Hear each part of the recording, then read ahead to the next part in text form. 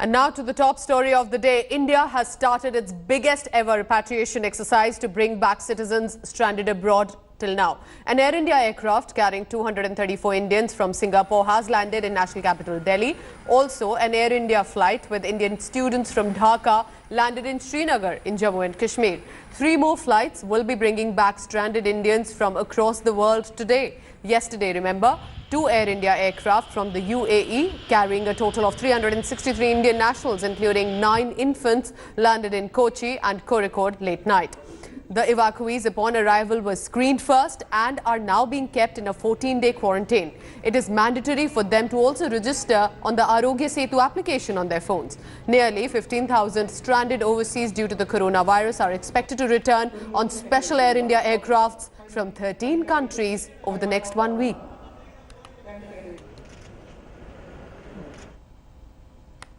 Now, Indian Navy's warship has started the evacuation of Indian nationals stranded in Maldives. INS Jalashwa is bringing back around 732 stranded Indians. The boarding is underway and the naval ship will return back to Kochi as part of the Operation Samudra Setu.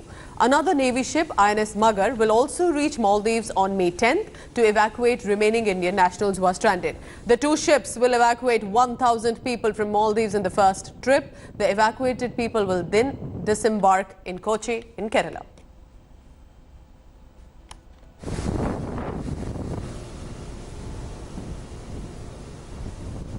So clearly the country has started the biggest ever evacuation named Vande Bharat Mission to bring back thousands of stranded Indians from abroad due to this COVID-19 lockdown across the world.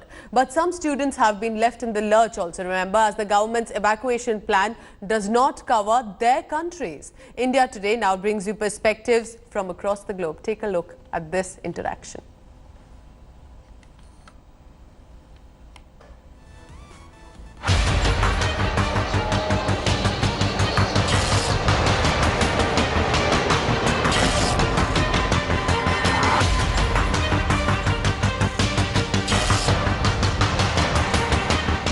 Lakhs of Indians desperate to come back home breathed a sigh of relief soon as the Indian government announced repatriation plans.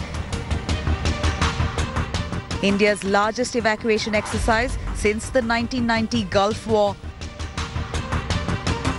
In the first phase, Air India will operate 64 flights till the 13th of May to ferry around 15,000 Indian nationals from 12 countries.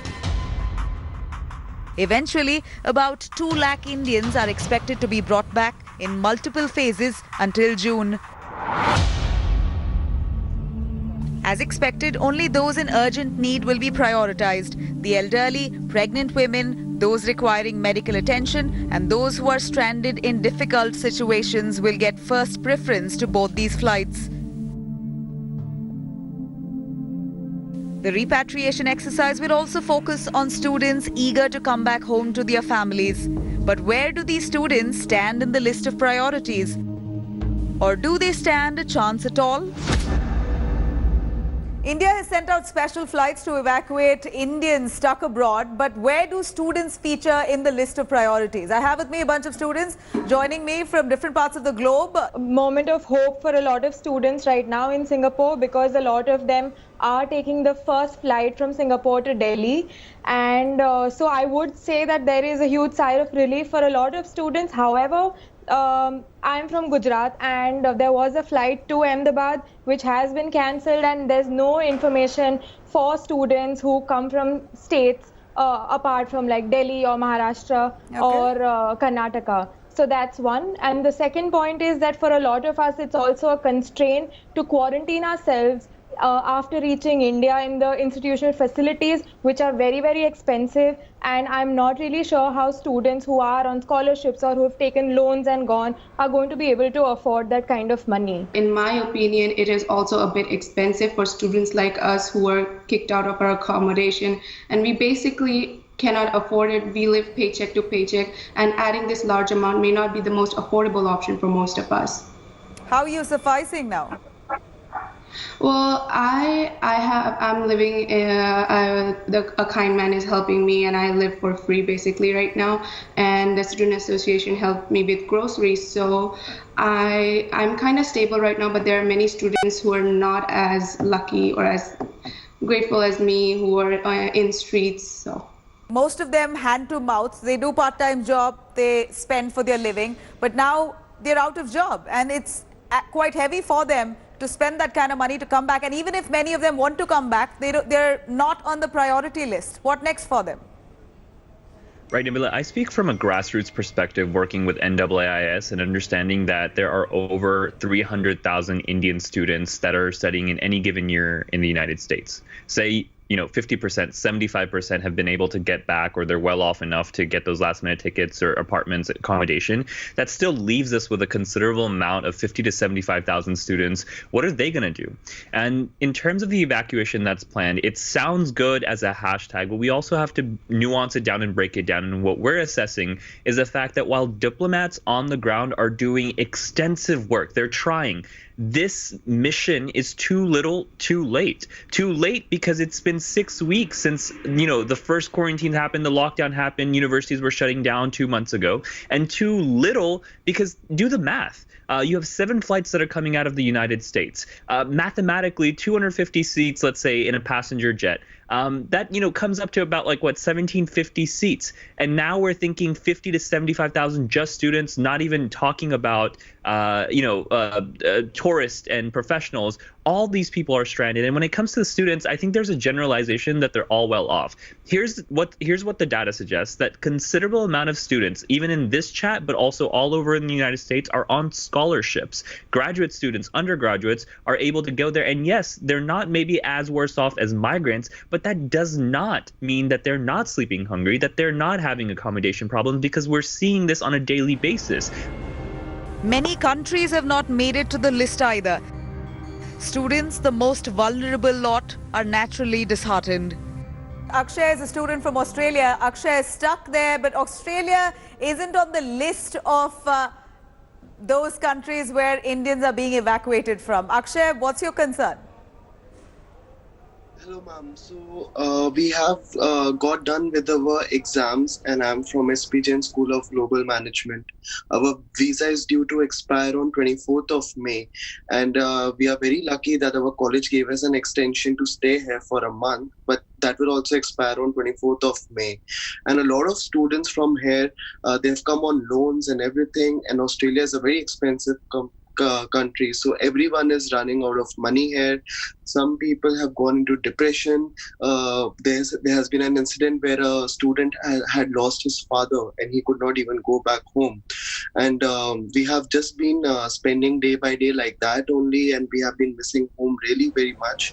And the expenses here are so much, as well as when we have to go back, we came to know that the expenses again will be approximately 1.5 lakhs. So financially, everyone is being damaged.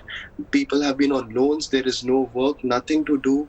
What we have come to know is that even the Air India, which the flights they have scheduled, have not been for Australia, but for other countries. Yeah. So we are still waiting, and every day we have been mailing everyone from the Indian government, but nothing has been happening. And okay, you've not received any communication so far. The government can't handle this alone. There are way too many Indian students that are stranded all across the world, especially in hotspots where the outbreak has happened, but economic damage has occurred. We need you to step up. We need you to help open your homes, give relief, and basically make sure that until the government has a solid game plan to either evacuate or when things get to normal, that we can help sustain these Indian students.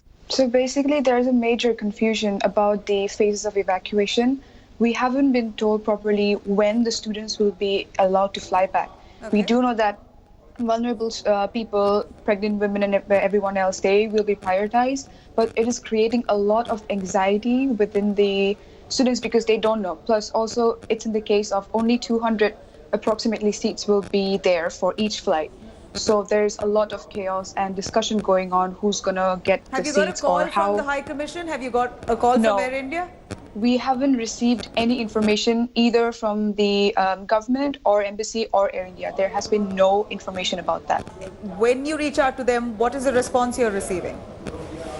We have been, like all the students, Indian students have been trying to reach out to the embassy, but their phones have been shut off, so we don't really know who to contact. There are some societies as well, so they are kind of helping us, the Indian societies here. Over to Manan. Manan, is this a similar situation with you? Have you been informed? What is the process for evacuation?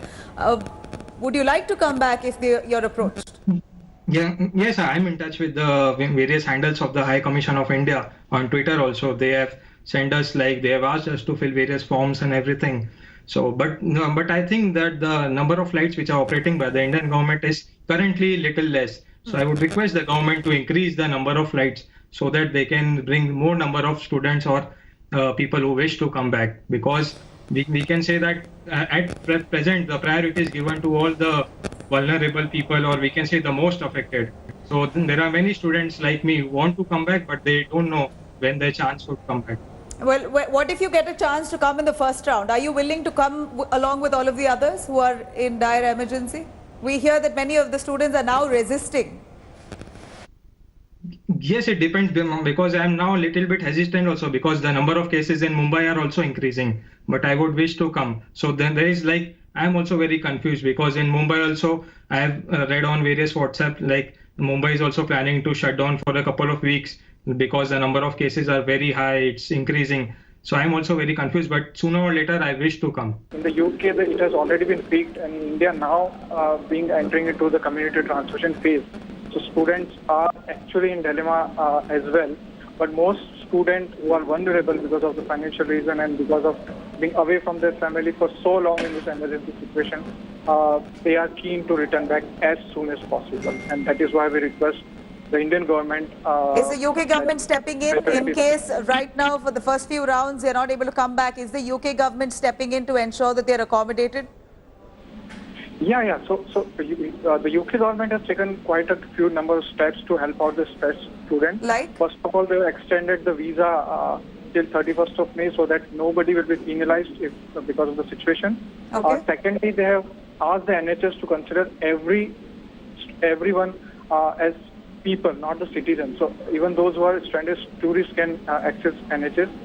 Secondly, all the universities are instructed that whether the student is living in their accommodation or a private accommodation, they should not be kicked out. The need of the hour is to stay put, and if the emergency, if a situation comes where the Indian High Commission is approaching you, only then you get to go. Yes, a couple of my friends had got phone calls from Indian Embassy asking them that they are repatriating all of the students and rest of the citizens who are living in UK.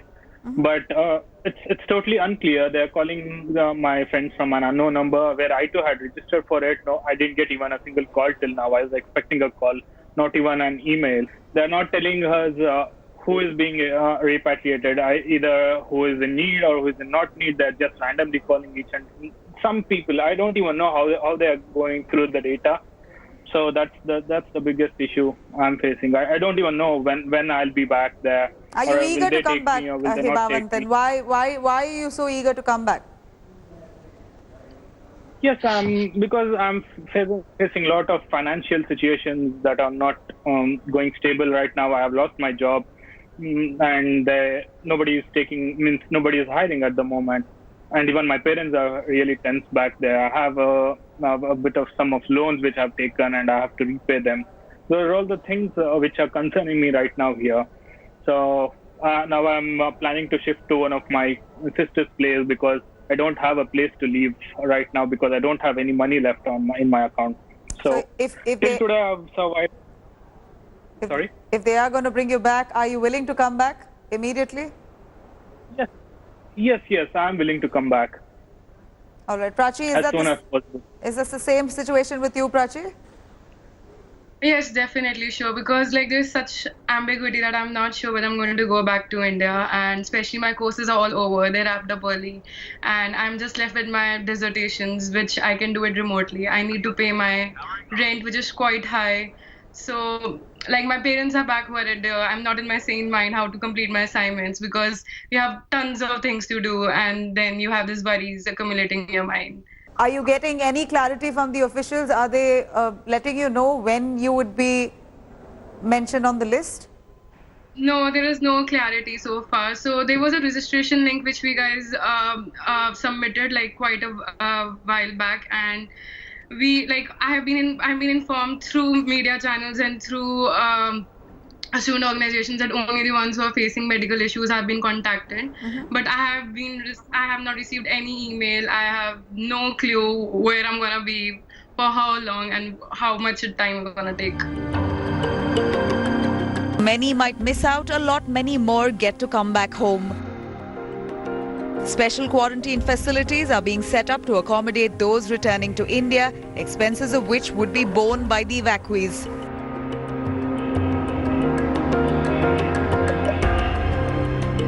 Those who haven't yet made it can look forward to reunite with their loved ones in subsequent evacuation phases. Staying in touch with local embassies is the need of the hour. Nabila Jamal for India Today. Hello everyone, this is Rahul Kamal here. Hope you enjoyed this video. For the latest news and analysis, like and subscribe the India Today YouTube channel, and don't forget to press the bell icon to stay updated.